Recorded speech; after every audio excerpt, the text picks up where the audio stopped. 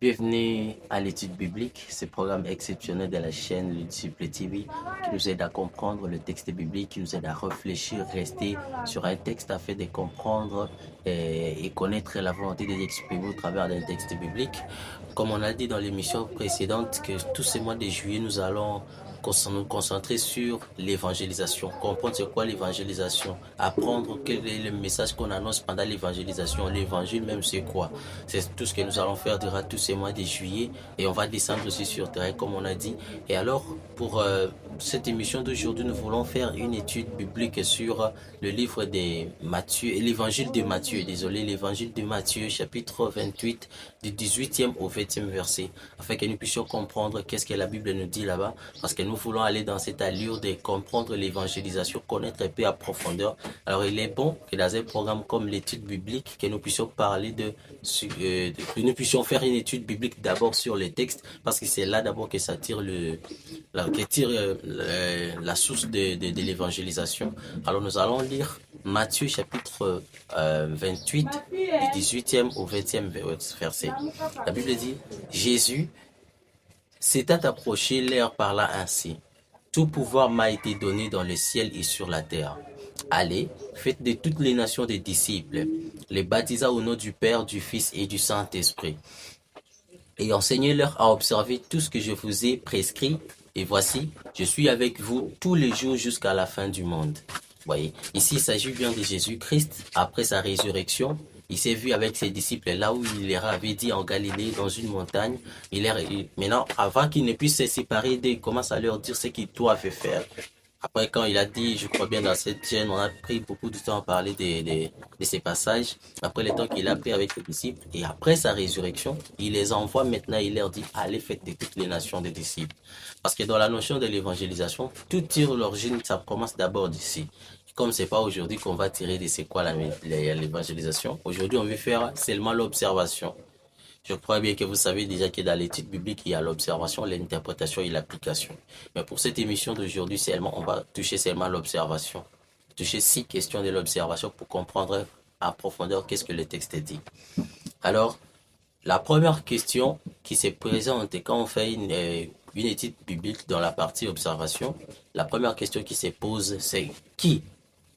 Oui. Ici, on cherche à connaître les personnages du texte. On cherche à connaître quels sont les personnages du texte. Quand on a lu Matthieu chapitre 28, 18e au 20e verset, quels sont les personnages du texte.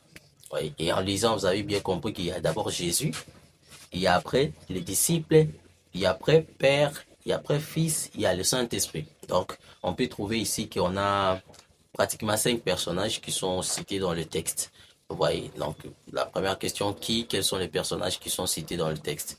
Donc le texte nous parle de Jésus, nous parle des disciples, nous parle du Père, nous parle du Fils et nous parle du Saint-Esprit. Parce que c'est Jésus qui parle à ses disciples de baptiser les gens, annoncer, à faire de toutes les nations des disciples, les baptiser au nom du Père, du Fils et du Saint-Esprit. Alors, de quoi s'agit-il? C'est ça la deuxième question. De quoi s'agit-il? Il s'agit de quoi bien dans le texte? Vous voyez. Et ici, on nous montre que non, Jésus, après sa résurrection, il s'entretient avec ses disciples. Et dans son entretien, il leur parle d'aller, il leur donne un ordre d'aller et de faire de toutes les nations des disciples, en leur baptisant au nom du Père, du Fils et du Saint-Esprit. Donc, il leur parle d'abord du tout pouvoir qu'il a déjà reçu. Il a dit, tout pouvoir m'a été donné. Donc, il est en train de s'entretenir avec ses disciples. Il est en train de leur donner un ordre, un mandat d'aller, de faire de toutes les nations des disciples. Donc, c'est ça qu'il s'agit dans ce texte. Alors, la troisième question se pose des quand. Donc, on veut savoir quand est-ce que tout ceci s'est déroulé. Et en lisant, en parcourant le texte, on peut voir bien que l'événement s'est déroulé après la mort, après la résurrection, désolé, après la résurrection de Jésus-Christ. Oui, après la résurrection, quand il est ressuscité, il s'est montré à ses disciples, c'est pendant cette période que tout ceci s'est déroulé.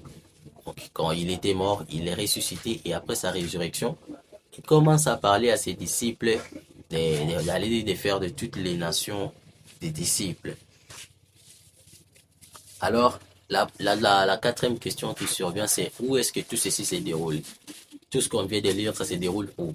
C'était où? Où est-ce que tout ceci s'est déroulé? Et alors, en lisant, il faut comprendre bien que non, tout se passe en Galilée, dans une montagne. C'est comme Jésus, quand il est apparu à, à une femme, il a parlé, il a indiqué les lieux où il doit se voir avec ses disciples. Si vous lisez le verset 10, le verset 10, il dit, la Bible dit, alors Jésus leur dit, ne craignez pas, allez dire à mes frères de se rendre en Galilée, c'est là qu'ils me verront. Donc, et après, il s'est retrouvé avec ses disciples là-bas parce que c'était les lieux où il devrait se voir. Donc, il était avec ses disciples en Galilée, dans une montagne en Galilée, là où il a désigné de se voir avec ses disciples. Donc, l'événement se déroule dans une montagne en Galilée. Vous voyez que Jésus était en train de donner les ordres à ses disciples. Alors, la cinquième question qui survient, c'est comment. Voyez, comment tout ceci se déroule. Donc, on cherche la manière dont les choses se déroulent. Voyez, dans le texte, il s'agit bien que Jésus, qui est en train de parler à ses disciples de ce qu'ils doivent faire.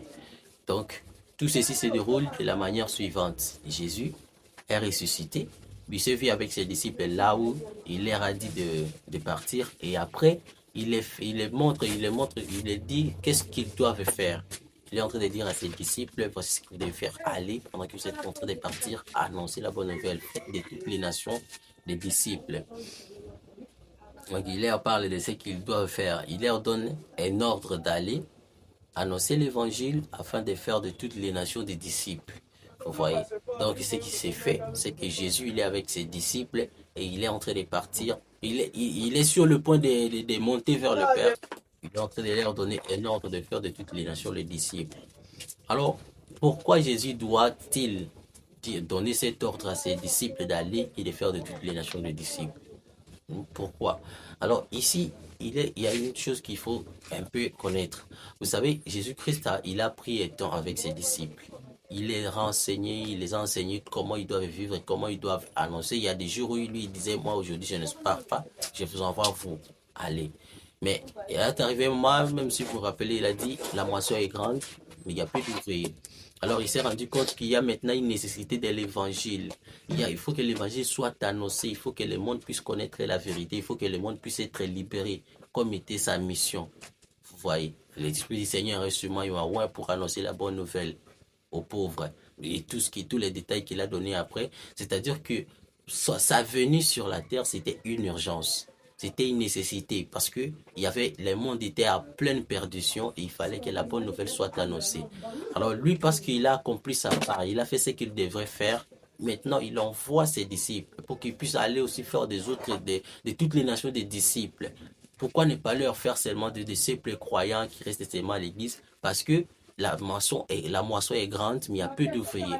Quand on est engagé comme étant disciple, c'est-à-dire qu'on est engagé aussi. Quand on est disciple, on doit aussi faire un autre disciple. Vous voyez, c'est ce que Jésus fait comprendre. C'est-à-dire que non, il faut que déjà il a investi beaucoup beaucoup en eux. Et il trouve que maintenant, ils peuvent aussi faire des autres ce que moi j'ai fait pour eux. Vous voyez. Donc, pourquoi Jésus doit envoyer les disciples? Parce qu'il y a une nécessité de l'évangile. Il y a vraiment une urgence. Le monde a besoin de connaître la vérité. Ça doit être annoncé partout. Et si c'était à leur époque là-bas, c'était vraiment une nécessité à combien plus forte raison à notre période aujourd'hui. Où aujourd'hui, il y a plein de sollicitations partout. Quand vous sortez, vous êtes sur l'autoroute, vous voyez des choses, vous sortez un peu dehors, il y a des panneaux, il y a des affiches, un peu partout en fait. Sur le réseau, il y a des propositions partout. Et le monde ne fait que s'endormir, le monde ne fait que s'enfondre dans cette manière de vivre que le diable met dans le monde. Et Jésus voit que ce n'est pas pour ça que Dieu a créé l'humanité. Dieu a besoin que ses enfants soient sauvés. Comme il dit à Ézéchiel que je ne désire même pas la mort d'un pécheur. Je veux qu'il se repente et qu'il guérisse, que je le guérisse. Donc Jésus, il est en train d'envoyer ses disciples parce que il y a une urgence. Le monde a besoin de recevoir la bonne nouvelle afin d'être sauvé. Ouais. Donc c'est ça le pourquoi, c'est ce qui est comme la sixième question et la dernière question de l'observation.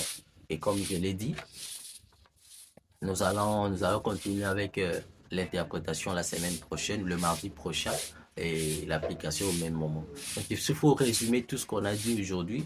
C'est que ici, on a fait l'étude, l'observation du passage de Matthieu, chapitre 28, du 18e au 20e verset, pour comprendre de qui s'agit-il dans le texte, de qui s'agit-il, ou comment, pourquoi, et on a compris que c'est Jésus-Christ qui était avec ses disciples, et il est en train de leur dire de pouvoir aller de faire de toutes les nations des disciples, tout en les baptisant au nom du Père, du Fils et du Saint-Esprit. Après, on a compris que c'était après la résurrection de Jésus que tout ceci se déroule. Et c'est dans une montagne en Galilée, là où il s'est entendu avec ses disciples de pouvoir se voir avec. Vous voyez. Alors, la bonne nouvelle, c'est ce que nous devons faire, l'évangélisation. Nous devons annoncer l'évangile, comme Jésus-Christ a dit, parce qu'il y a une nécessité, il y a une urgence. Le monde en a besoin. Alors nous devons nous mettre en marche pour pouvoir annoncer l'évangile. Et comme je l'ai dit au début de cette vidéo, c'est que tous ces mois de juillet, nous allons nous entretenir sur l'évangélisation, comprendre c'est quoi l'évangélisation, comprendre c'est quoi l'évangile, quel est le message qui est annoncé à l'évangile. Pendant que nous sommes en train de faire l'évangélisation, qu'est-ce que nous devons dire? Vous voyez, je crois bien qu'on va bien avancer. Ça va nous permettre à nous tous de pouvoir nous mettre en marche. Si nous nous identifions aux disciples du Seigneur Jésus-Christ, ça veut dire que nous devons aussi faire des autres des disciples. On n'est pas fait disciples pour rester nous-mêmes. Mais parce que la moisson est grande et qu'il y a peu d'ouvriers, quand vous êtes devenus disciples, quand vous avez mûri, vous avez grandi, vous devez aussi faire des autres des disciples et aussi en leur retour et ainsi de suite. Donc, tous ces mois de juillet, nous allons concentrer sur l'évangélisation. C'est ce que nous allons faire. Et pour aujourd'hui, nous mettons fait ici et que Dieu vous bénisse.